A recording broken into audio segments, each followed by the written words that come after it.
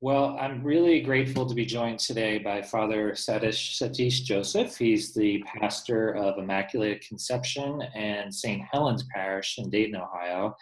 And Father Satish and I got to know each other. I actually think I heard about you before I first met you when I was writing my book, The Francis Effect. Shameless plug there. One of our mutual friends, Vince Miller, a theologian at the University of Dayton, said, "You got to talk to this guy. You know, if you want to interview a Francis pastor," which is what I was looking for. So we were able to connect on the phone, and we had a great conversation. But I don't think we actually met until Faith and Public Life took a delegation of Catholic priests down to the border for an organizing and media training and really immersion experience. And it was great to spend time with you there. And you know, I have so much gratitude for the work that you're doing and your commitment to social justice. So it's been great to stay in touch with you over all these years. And you know, I wanted to talk to you today, and I'm grateful for your time, just to kind of get a sense of, you know, what it's like to be a pastor in this moment. You know, it's such a unique moment. But you know, you actually tweeted something this morning that I wanted to start on. And I was really sorry to see this, but it seems like someone in your parish has the virus. And I wonder if you can say anything about how the family's doing or how that individual is doing and how you're reaching out to them, just, you know, just so we get a sense. I mean, this is really hitting close to home for you. Yeah, and I'll tell you what, this just brings the complexity of what the virus can do to parish communities. So Vera Goodorf, she's actually in a nursing home here, which is the hotspot for the entire nursing home. Yeah. Is just affected, and so even the nurses who are there are not going to. And I'm presented with this dilemma. She's about 96 years old, and she could pass away any day. Yeah. But if I go in there, and this is a real dilemma. If I go in there, then I have to self-quarantine for the next 14 days, which means I will not be able to perform any of the Holy Week live stream services that I'm going to do. Right. I have my musician who has a young son who is high risk. So if I go, then I have to tell the musician that I've gone, and then she cannot come and play. Yeah. So I spoke to the family, and the family, of course, has said, "No, Father, we don't want to do that to you. You got to be there for your people."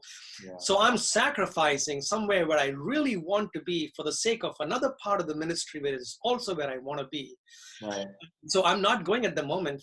If it was not Holy Week, we said we'll revisit this on Monday. Yeah.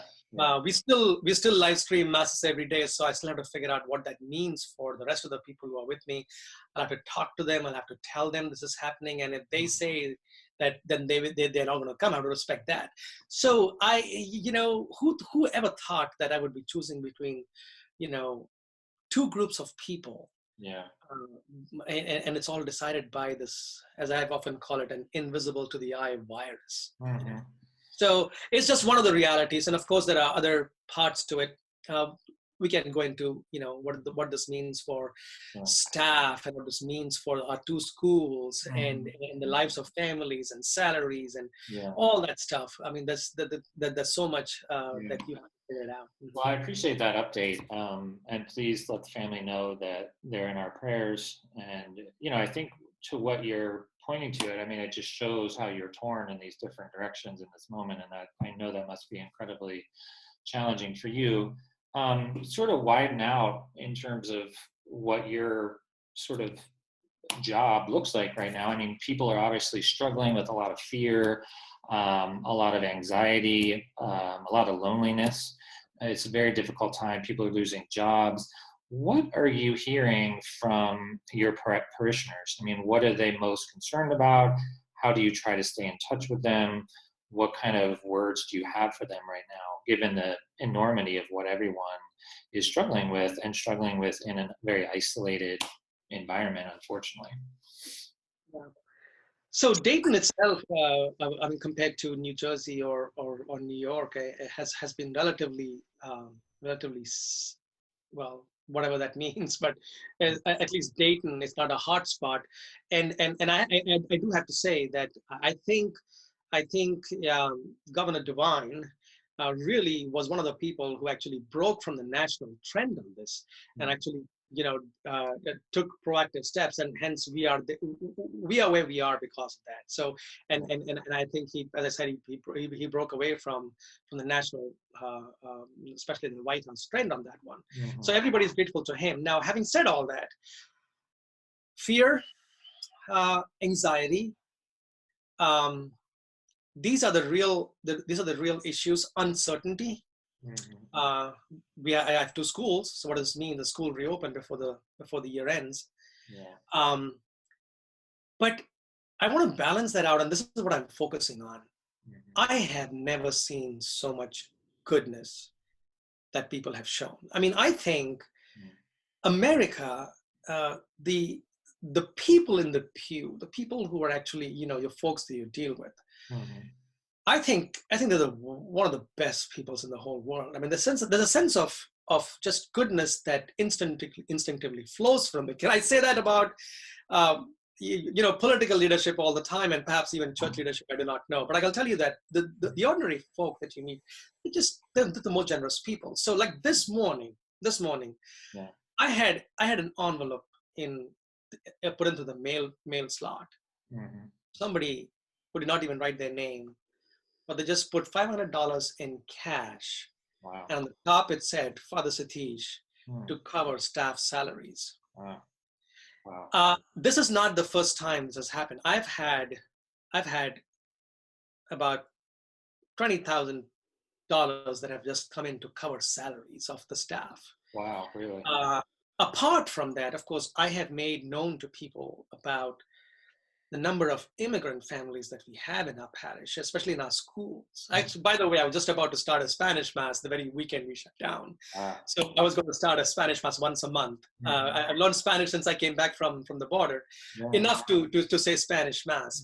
In any case, but the number of people that have dropped off gift certificates for grocery stores, so that we can cover the expenses, you know, the gross expenses of people, the immigrants of the community that's really hurting, because they will not get any of the stimulus money.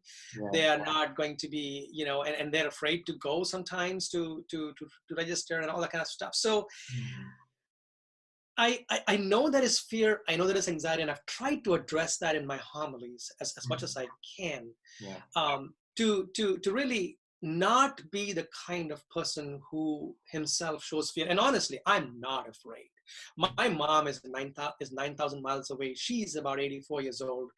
And if anything happens to her, I cannot go, but I'm not afraid.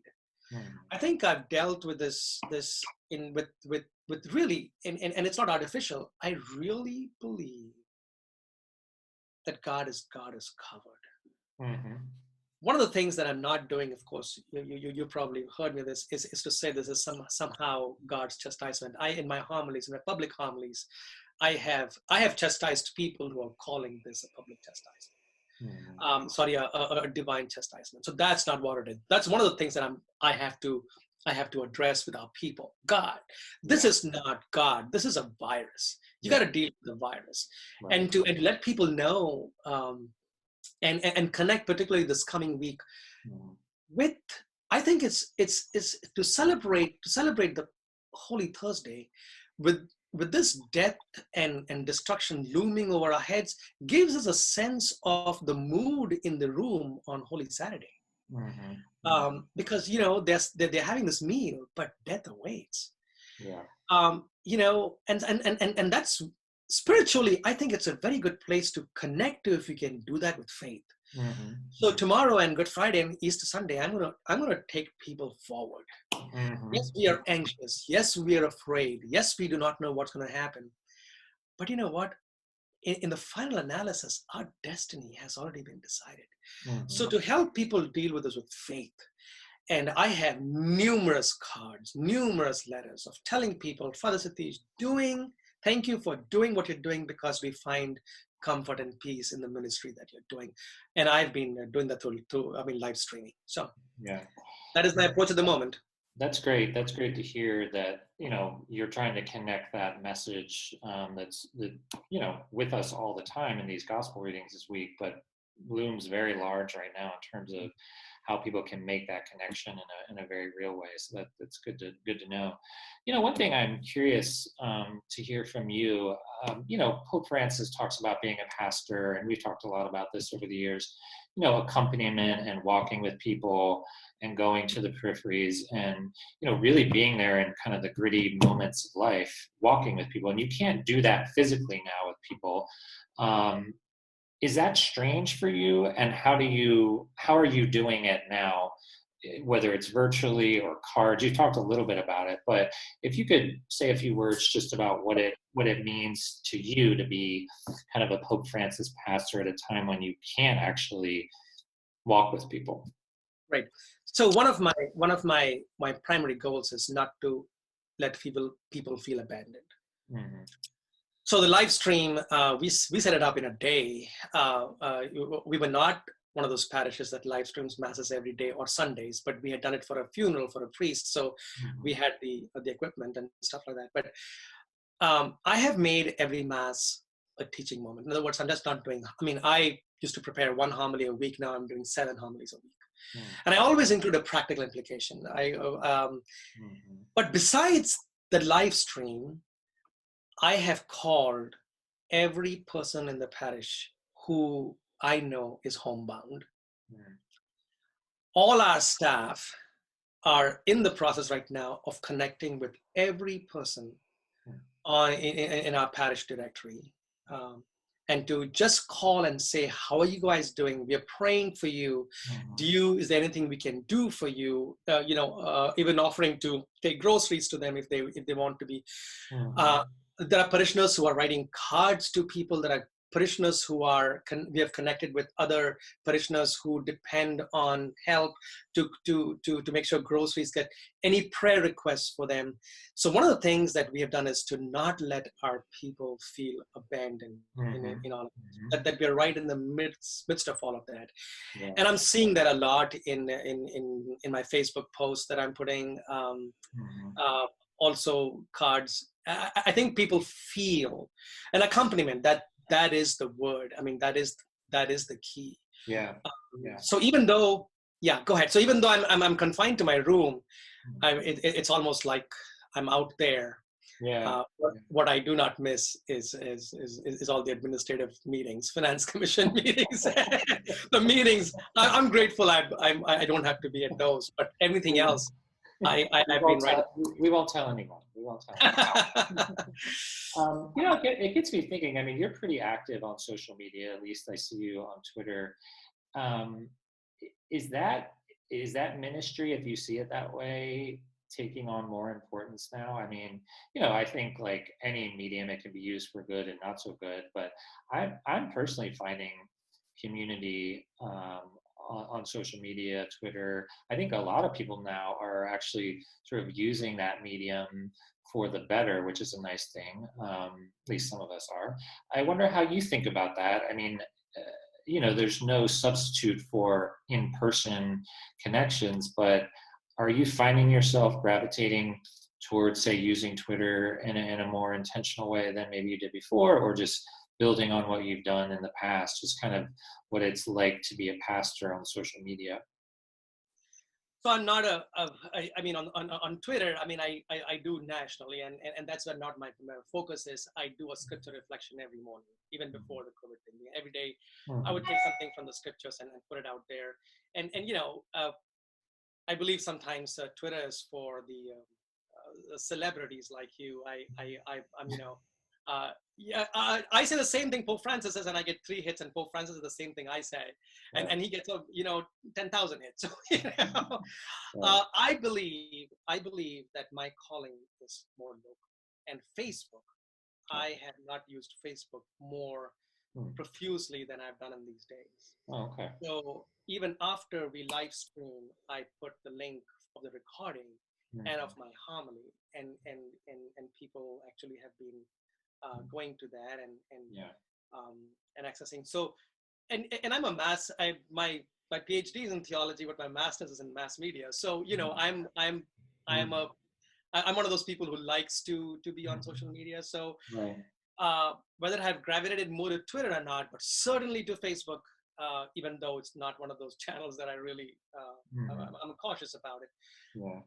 But Facebook has been the main means in which that I have reached out to the Yeah. local population here who know me very well, both on the local television channels. One thing I'm thinking about as we talk about this, like how permanent I mean, obviously at some point, God willing, we're going to get through this and we'll be back to some level of normalcy. But has this fundamentally changed, do you think, how people are going to engage with parishes? I mean, let's say this goes another year, are people going to be used to not going to mass, physically and just saying, well, I'm going to do that virtually? And I guess what I'm getting at is how much do you think this will sort of have a long lasting impact on what it means to be a Catholic, what it means to be a pastor, what it means to be a member of a parish? Or do you see it as just sort of a phase that we're all trying to get through together, and then things will gradually go back to normal? But do you sense that there's going to be some more long-lasting changes with this? So the other day I was Channel 7 WHIO interviewed me for the local news, and they were asking about this, and I said to them, I think the engaged Catholic is going to come back with more fervor. Because Catholic worship is such that the sacramentality of it requires presence in the church, in the church, right? So it's not like you can do praise and worship from somewhere, and you can have communion at home, wait for an. So I think the engaged Catholic is going to come back with a lot of fervor. Now, how long the fervor is going to last, I do not know. Now, a Catholic who may be on the borders, has never been totally engaged, they would think that this is great, and if they are not longing for the sacramentality of the sacrament of reconciliation, or for example, or even communion, they might say, well, why don't we just make this the norm? Right. Because Catholic theology and Catholic, sacramentality is not built for mere social media. Evangelicals can probably can do this, but I don't think the Catholic will be able to I don't think we'll be able to sustain that. Okay. So some bits of it's going to be is people are going to say, can you live stream mass every day so I can watch it from my office? And of course, I think one of the things that I will have to do is live stream it. It won't be at 9, it'll be at 8:15. Yeah. And Sunday, of course, I'm not going to do that, because there are plenty of other options available for people if they want to do that. If you really want to come and be part of the Eucharist, I'm going to invite people to come and worship with us, because essentially being Catholic quintessentially means being in communion with God and with one another, and social media only serves part of that. That makes sense. In terms of the specifics of Holy Week for you right now, what is it looking like? I mean, what will the live stream services look like? And then you talked a little bit earlier about kind of your message in this moment and how you're thinking about the gospel story as related to where we are. So can you talk a little bit more about that, what it will look like logistically? And then what, in terms of the message you're hoping to convey during this difficult time to your parishioners, will be? Right. Well, logistically, it's been made easier because there is no washing of the feet. At our parish, we also used to induct a new altar service at this mass. Actually, it's the feet of the children that we washed at Holy Purpose. So all that is not going to be there. Yeah. So it'll look like a regular Sunday mass.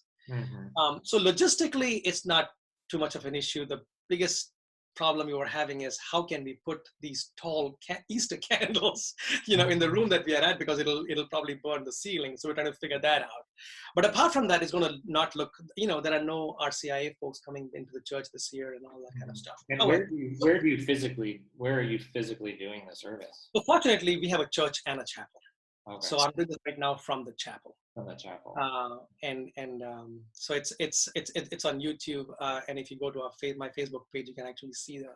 Okay. I was going to sit with you for the interview from the place that we are doing it, but the my computer for some reason does not talk to the Wi-Fi there, so I decided to do it in my room. But I was going to show it to you from there. It's sort of like a studio. Okay. As far as message is concerned, I was writing my homily for tomorrow. And I think a lot of people are going to connect or use the first reading of the Passover of the angel of death coming and smiting the Israelites and calling that, calling coronavirus an equivalent of that. Especially, I've had people who've said that this is again homosexuality, this is against abortion, and if that is the case, then I'm going to say it's also against our treatment of the poor and the immigrants, but that's not where I'm going. So I'm specifically preaching about that. I always have three practical implications. My homilies always have 3 points, and one of the points is to look at this as not an Old Testament moment, but a new covenant moment. I understand there were times the scripture tells us that God did that, but we are people of a new dispensation. If this is how God wants to settle scores with us, then what does the cross mean? It means it's divested of its meaning. So in Catholic theology, I just don't think that kind of thinking is even possible. But obviously people are doing that. So I would like our folks tomorrow to understand that this is not something that God is doing to us, but rather that God is walking with us. In fact, if God would take this upon God's own self to set the people free. That is the story. And if that is not a story, then let's give up Triduum. Yeah. And similarly with Good Friday as well. If you read Isaiah, upon him was laid the chastisement, which is upon us all. So the message is very different than. And then I'm going to focus a lot on a God who walks with us. A God, we are celebrating a God who washed the feet of his disciples. And I'm going to invite people to find our bearings so when you're afraid, you can either be afraid or you can act to take away somebody else's fear. And when you do that, your own fear subsides. Right. And that's some kind of service. This is the way to wash each other's feet this year, right? That we are actually at the service of people in the way Christ was at the service of the folks. Yeah. So I'm going to invite people not only to take away fear, but also to say, okay, what is it that we can do to be proactive so that we become one with Christ in what he offers to the world. Yeah. So that is going to be, having said all that, I was talking to our staff today, Easter is going to be the hardest one to preach. Because we are proclaiming victory when the nation is just heading towards the peak. We have not gotten over that. Right. So the fact that we are only heading towards the peak and then, so victory is not there yet. So the Easter one is going to be the hardest one to preach. That's interesting. Yeah, it almost feels like our Lent continuing, right? It's like normally we'd have this burst of light and new life, which is still there with the resurrection. But people are still in this quarantine, literally, 40 days, literally, we're still in it. It feels like making that spiritual transition is harder for people. It makes a lot of sense. Yeah, and I also think there's a lot of sadness. I'm also addressing the sadness of people. People are really sad that we did not distribute palms, that cannot receive communion. Yeah. We cannot be together. Like we can't have the Easter egg hunt. And so that sadness, I think we have to pay attention to it. We should not. One thing I've been doing a lot of thinking about, and I don't know if you have, but what does it look like when we get through this? Like, it seems important to me that if this doesn't change us individually and as a culture and our politics and our society, if we just go back to business as usual after this, right? We're just like, all right, we got through that. I'm just going to go back to my normal life. We're going to go back to politics as usual, culture as usual, etc. it seems like we've missed something big. And I wonder, and I'm not saying the answers are easy that we draw from this. I think we're all sort of grappling through that in our own way, and it's messy. But I don't know if you've done any thinking about that. Like, how should this change us? Whether it's as people, in spiritually, more in the common good sense, as a society. How should we come out of this different? John, you probably read my mind. I'm actually writing a blog for my own website at the moment, Mm. and I've titled it "The Tragedy After the Tragedy." Mm. And I think of 9/11, and I know how people crowded the churches. I mean, people forgot political differences, cultural, ethnic. We were all at that point. 9/11 united the nation, and perhaps even the world, in a way that that we have never seen in a very long time. Right. And then just went. It just in a few years, churches were empty again, and people just went back to their. And I'm afraid. Mm. I'm hoping not, but I'm afraid that will happen again. Right. So I'm actually writing that piece right now. Maybe I'll share it with you when it's all done. Mm-hmm. Let's hope. Let's hope that doesn't happen. My disappointment is that the present leadership, particularly, where even in this moment of crisis, Mm-hmm. it's not been a uniting. It's not being a uniting. Yeah. Days each day. The briefing that's given, it's not a united. In fact, Ohio is very different than, the mayor is Democratic, the governor is Republican, but boy, I've never seen people, especially when we had the Dayton shooting, they work together, I'm afraid, if you don't have that now, can you imagine what it's going to be after? And of course, the elections are going to follow right after this. Right. So it'll help in creating that polarization, or breaking or giving impetus to the polarization, even if there was unity. Yeah. So I am afraid that is going to be so. Yeah, no, I think you're right. It's complicated. It's very complicated, and human nature is to kind of drift back, unfortunately, into our old habits. And you point rightly so, I think, to the election context and the dynamic and what that all means. So it is a difficult thing. Shifting a little bit back more toward the spiritual, I wonder, has this pandemic how has this pandemic affected you spiritually? Like, I don't know, if you're doing anything different with your prayer life or reading things. I know personally, I think I'm trying to draw more on my faith, doing a lot more sort of meditation, reading, to try to kind of nourish and get through this. And I think everyone who is a person of faith is probably doing that. I shouldn't say everyone. There are some people probably this has made their faith life even harder. But, I wonder how, if it has, you've thought, maybe not in a different way, but just how has it impacted your spiritual life? Well, so I joined the seminary when I was 17 and a half. Mm-hmm. This is what I do, and this is what I love. This is for me, pastorally for me, and otherwise, this is for me. You take this away from me and I'm dead. Mm-hmm. So I feel very, I feel very naked right now, in the sense that I'm floundering a little bit. Mm-hmm. And I can't imagine if we did not have this daily streaming of the masses and Sundays and everything that I've done thus far. If I did not have that, I wonder, what I would have been like. Mm-hmm. I'm in my room.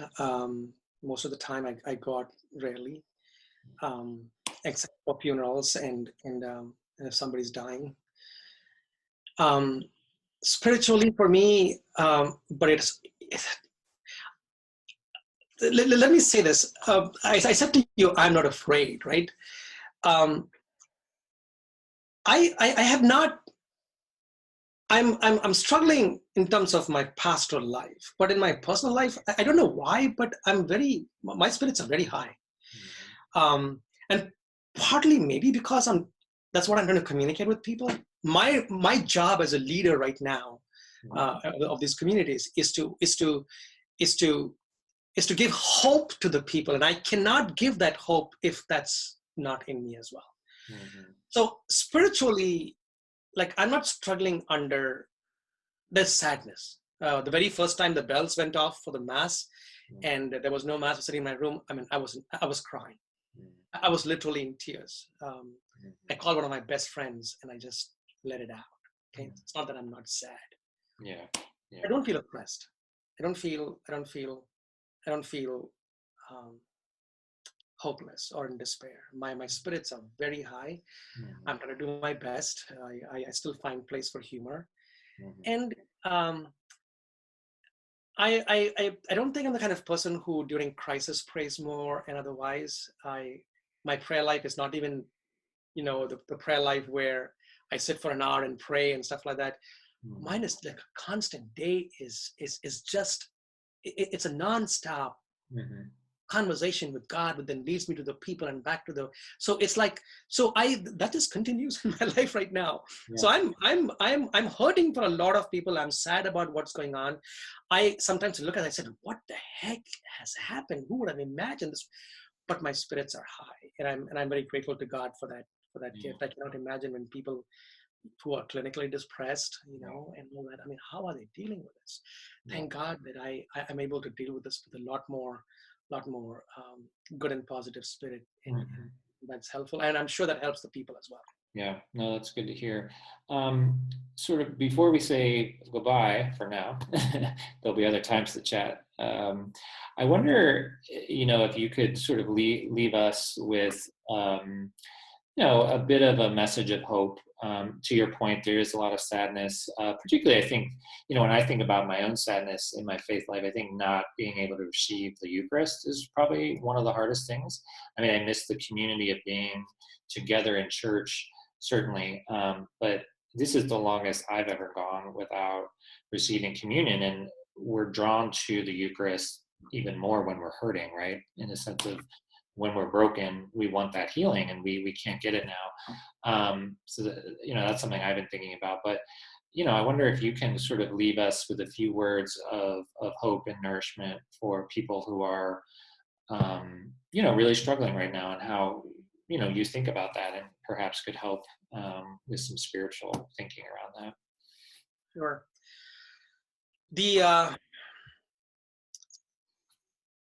The undying awareness that God never abandons God's people is the only message that I have for our world. I have constantly been saying to people, be cautious, but do not be afraid. How often we sing that hymn, do not be afraid, I'm with you always. What else is our hope?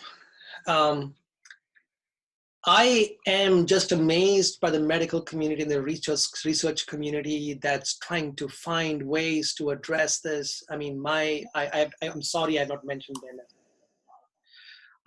I've tried to always, my Facebook page and homilies, give them all the credit. But I believe God, that's right now Christ in our midst. These are the people who right now are and so God has given us the means that we have to address this crisis. So God has not abandoned us. God is with us, with the very people who right now are helping us get beyond this. And their goodness, their self-sacrifice, that is our hope. So do not give up hope. Do not be afraid. Be cautious. Do the right thing. But if Christianity is about anything, it's about a God who does not abandon us. More than anything else, takes it all on God's own self and sets us free. So I think we should continue to hope. Well, thank you. I needed that, and I think everybody did. So, well, it's great to see your face. Thank you for what you're doing. Thank you for keeping us hopeful. Take care of yourself, and I wish you a joyous and peaceful Easter. And I look forward to talking to you in better times. So, thank you, Father Satish. Very much, and same to the cast over there. I'm sure there are people behind this. I'm praying for all of you, and faith in public life. Please keep your banner flying high through all of this. God bless. Happy Easter. Thank you. Happy Easter. We'll see you.